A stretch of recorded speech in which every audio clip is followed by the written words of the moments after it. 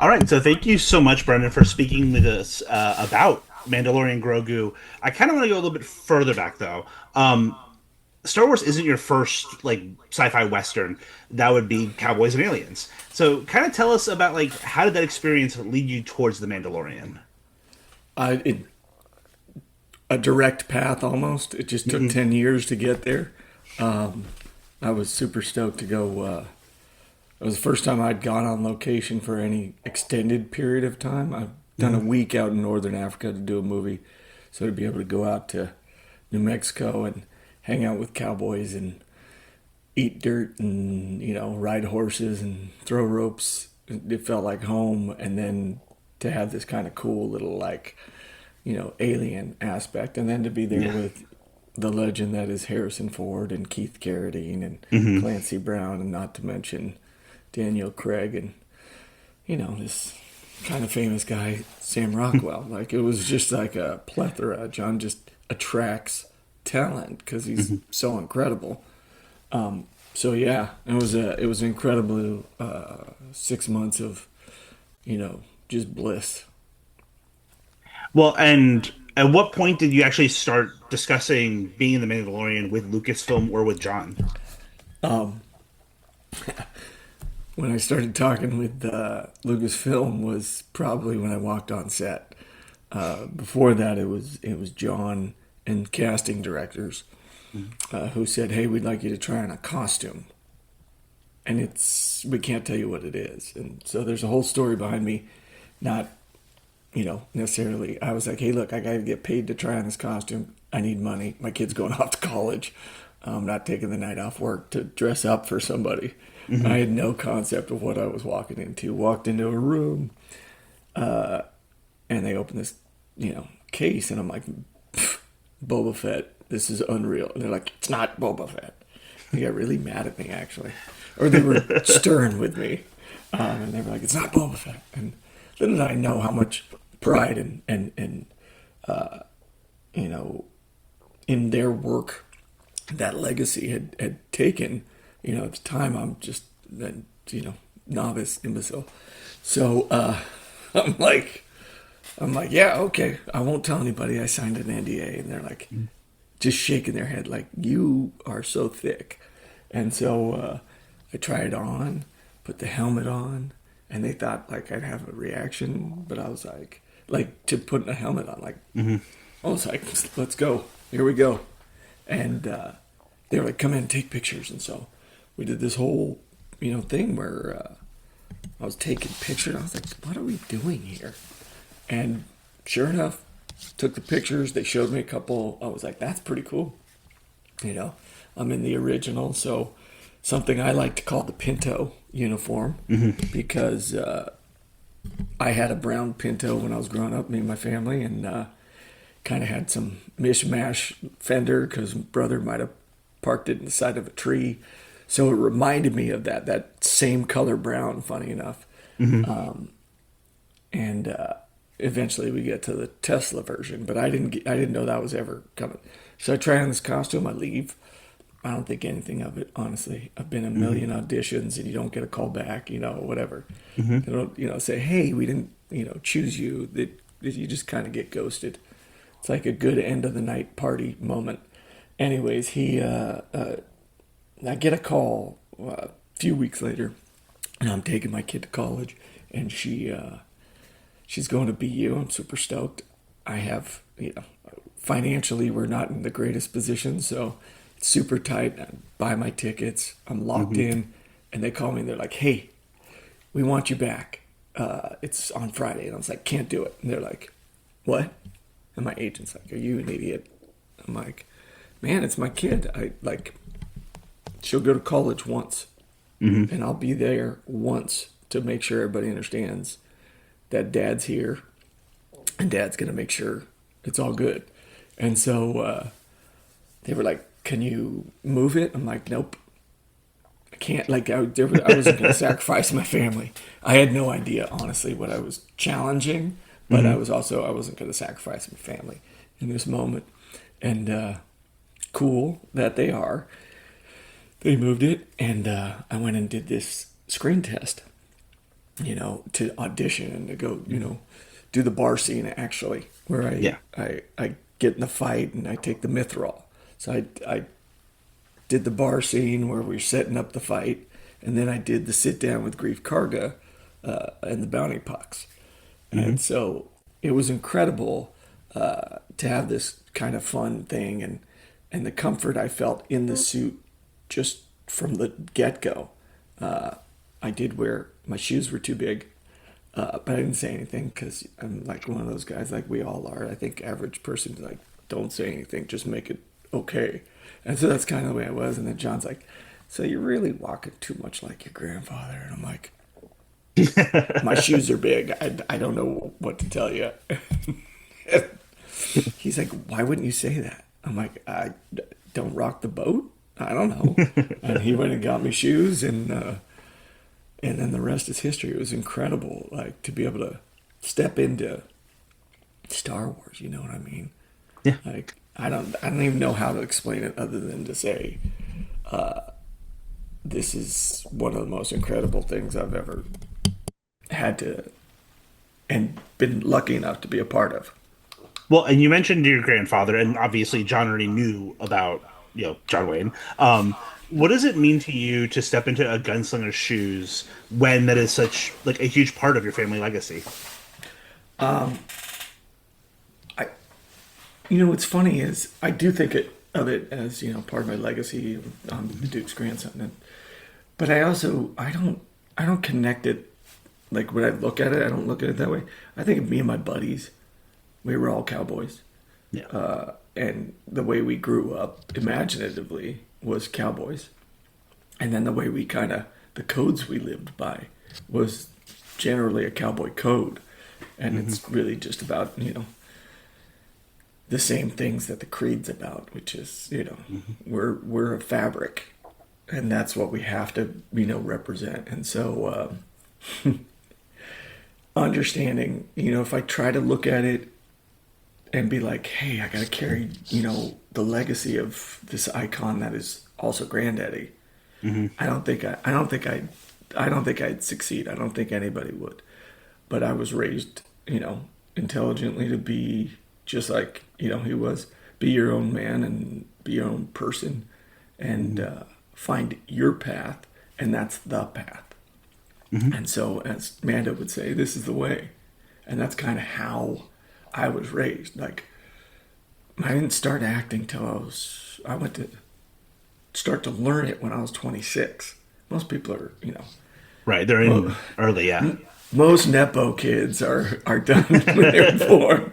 I just wasn't. That's not the way I was raised. Like, anything we had to do, we had to earn. And I'm sure I had a lot more advantages than most. Don't get it twisted, but I was raised to earn it, and that's just the way. I pulled weeds out in the yard. I missed Saturday nights because I was grounded. Like I lived like a normal human being should.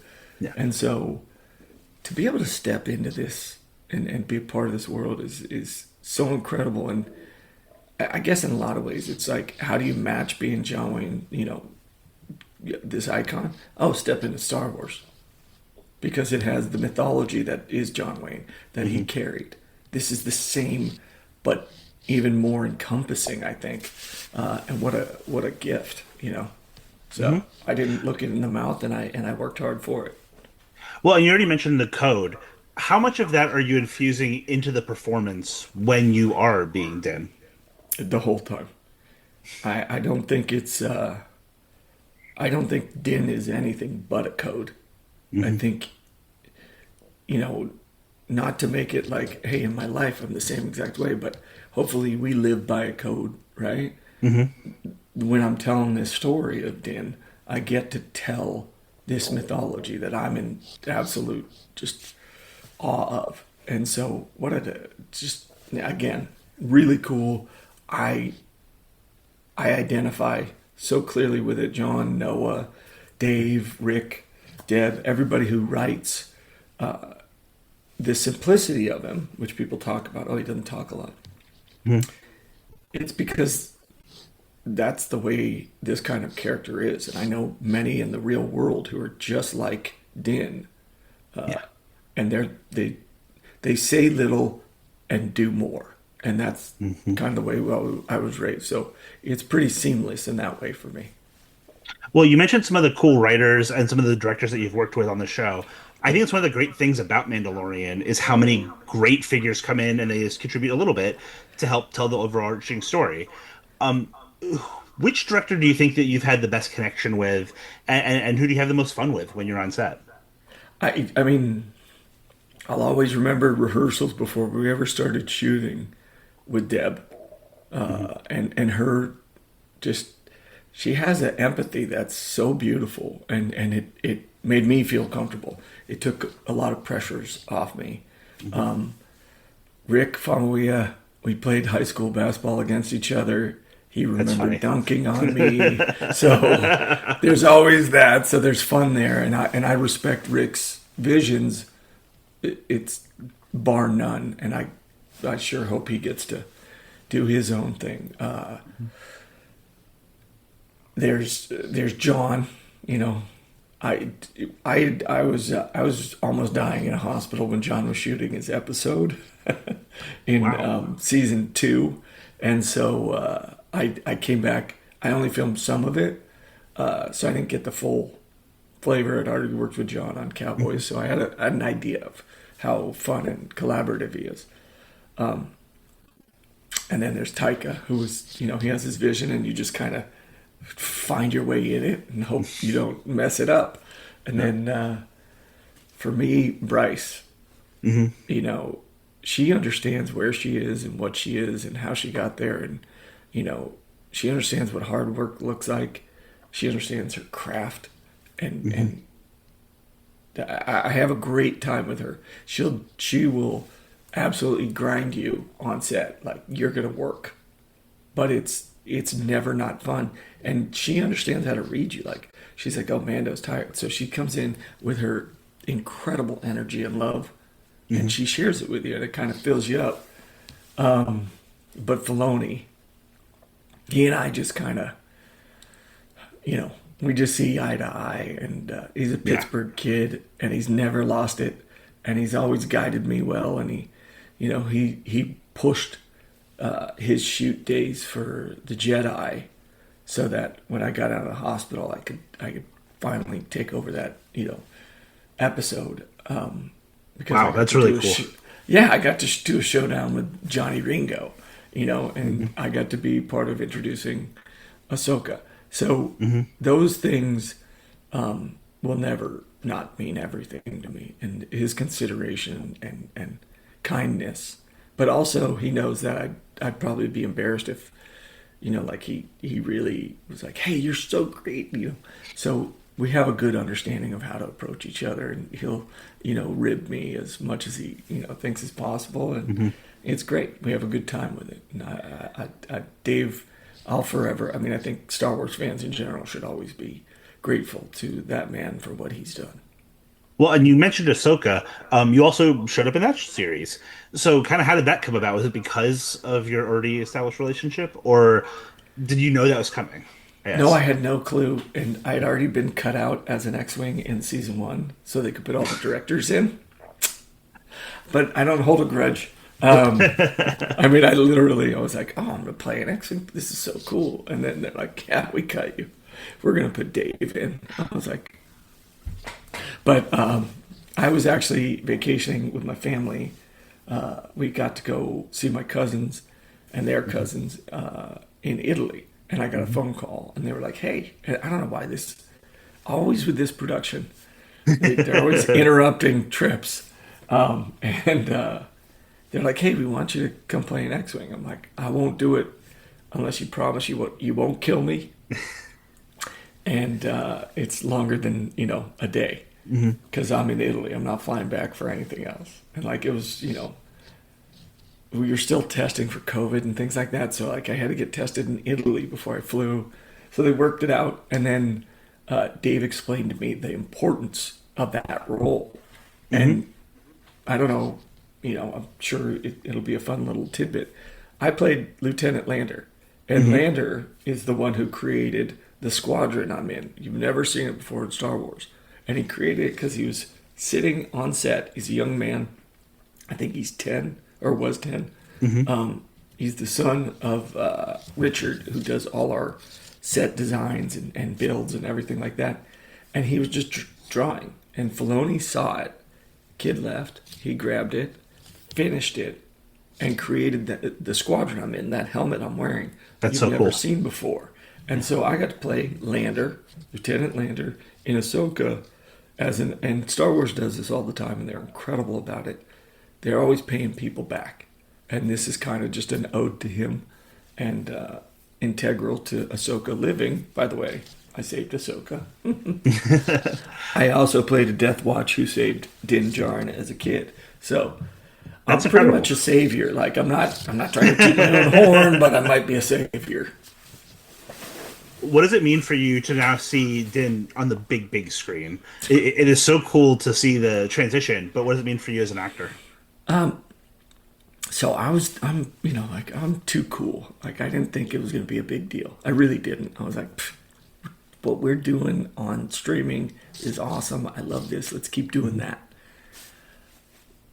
And then you see this, moment and how it can't not bring you back to the greatest moments of your kid life, for me at least, is going to see movies with my brothers and my buddies and riding our bikes, to go to the theater and wait out in front, and that's what it reminded me of. It reminded me of, I sat outside E.T. at the Cinerama Dome to buy tickets because you couldn't buy your seats back then. That's how old I am.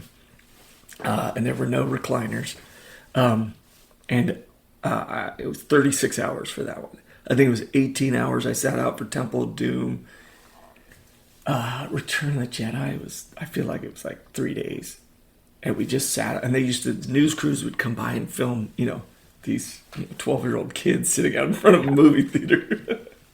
But to see Din on that kind of aspect ratio is just mind-blowing.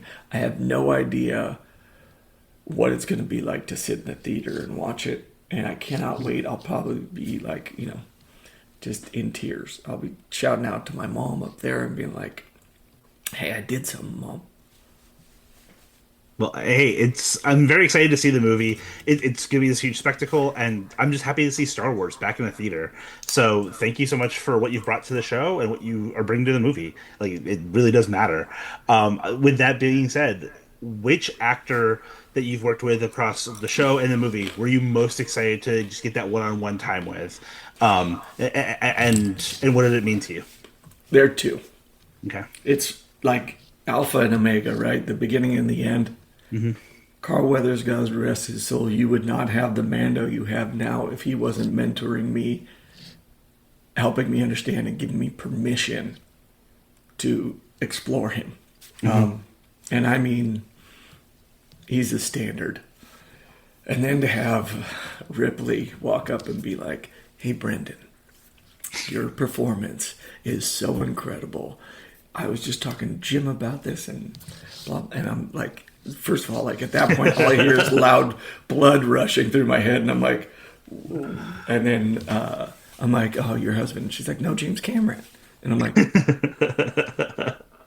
okay, I died.